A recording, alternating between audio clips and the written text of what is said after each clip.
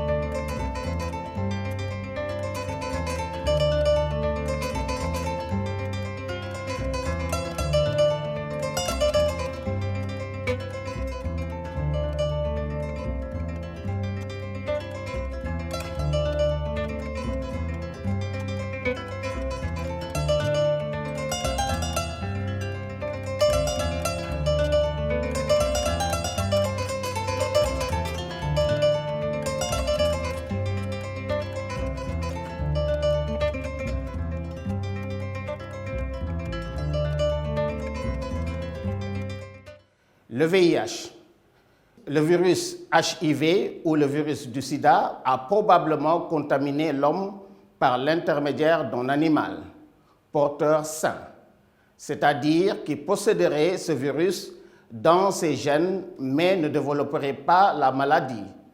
Un chercheur américain a peut-être trouvé le chaînon manquant. Il semblerait en effet que les chimpanzés qui vivent dans les régions tropicales de certains pays d'Afrique centrale seraient porteurs du dit virus. Voilà la question qui s'applique à ce texte. Quels sont les mots qui nous permettent de déceler l'attitude de l'énonciateur par rapport au contenu de son énoncé?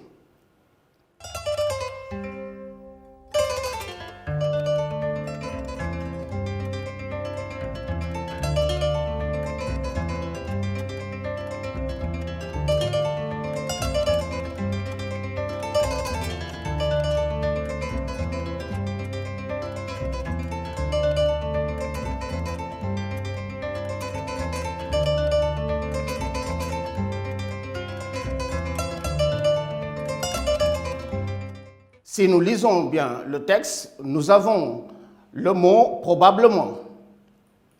Également, nous avons « peut-être » et nous avons « il semblerait ». Ces mots ont différentes natures. Quelle est la nature de chacun de ces mots? Probablement, peut-être sont des adverbes, alors que semblerait est un verbe à valeur modale. Passons à la seconde question. D'après ces mots, quelle position l'énonciateur prend-il par rapport au sujet qu'il développe?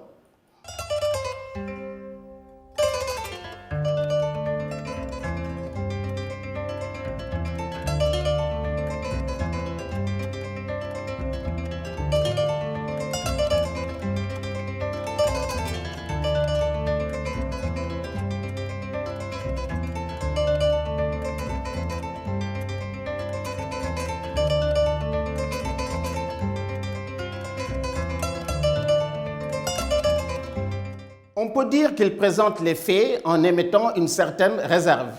il n'en est pas certain. Quand l'auteur dit probablement, cela peut se passer comme ça peut ne pas se passer. Donc, on dit qu'ici qu'il n'est pas certain du fait qu'il est en train de d'énoncer.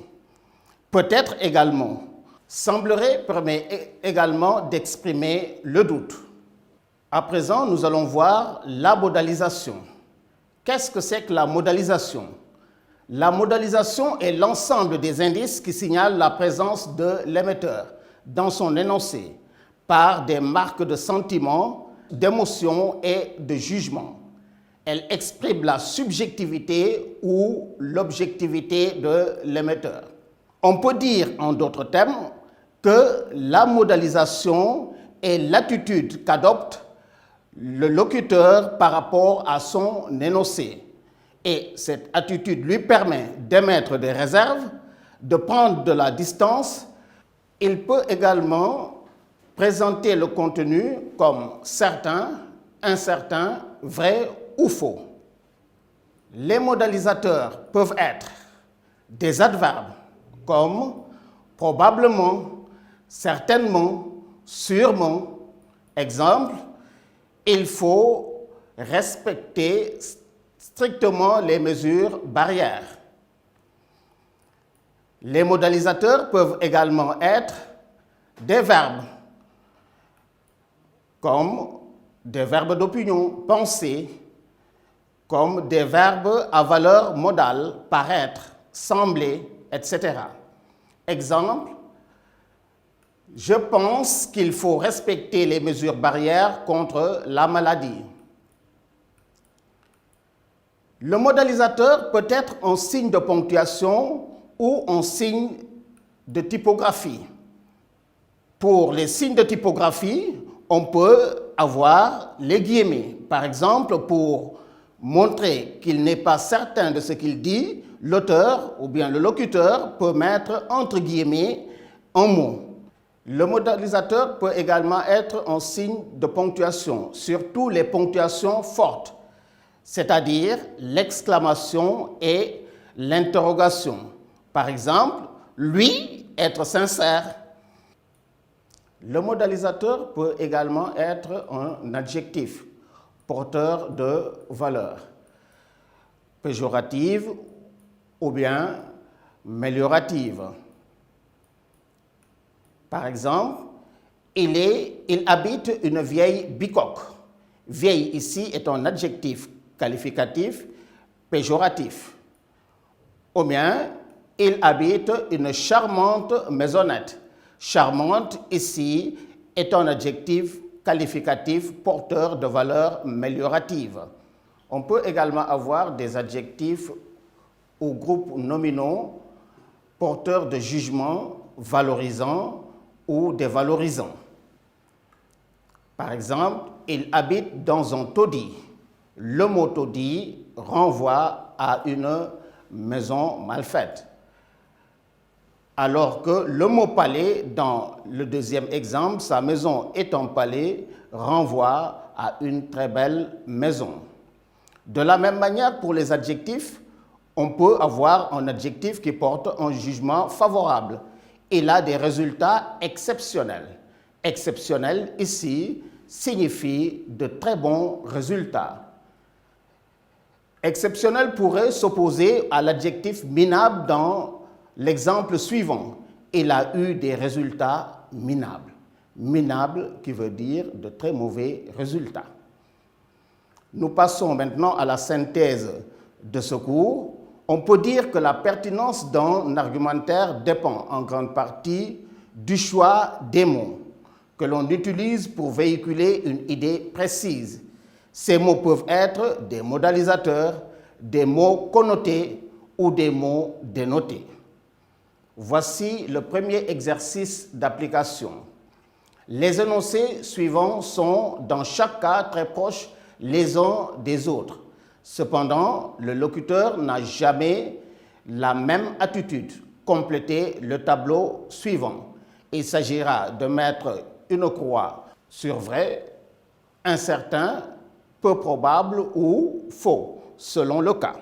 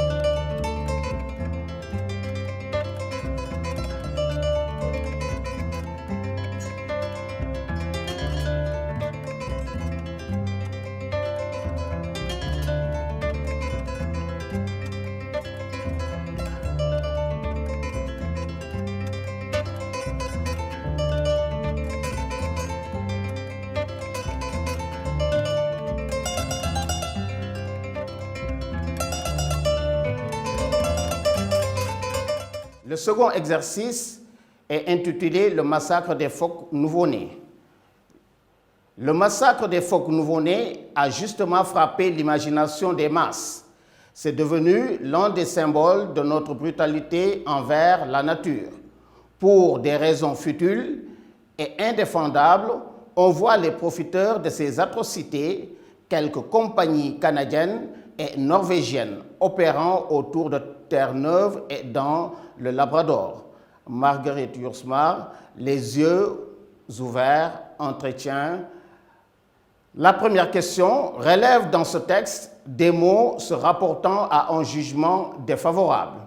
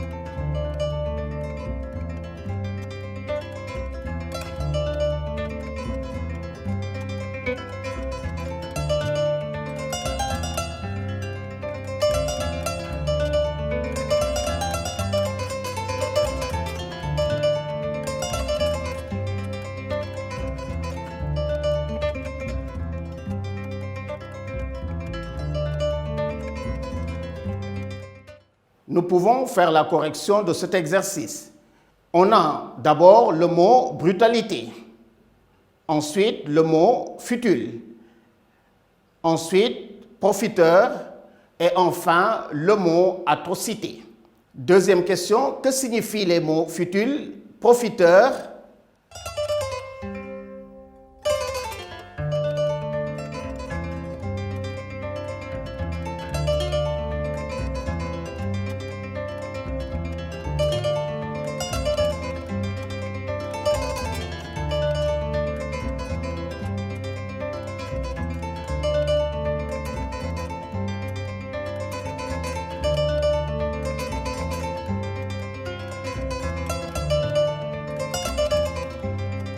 Profiteur signifie personne qui tire des profits immoraux ou malhonnêtes de quelque chose, parfois aux dépens d'autrui.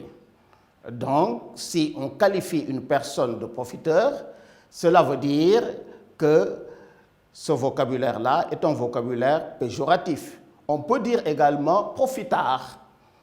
Futile, par contre, signifie non fondé. Voilà le cours que nous devions vous présenter aujourd'hui sur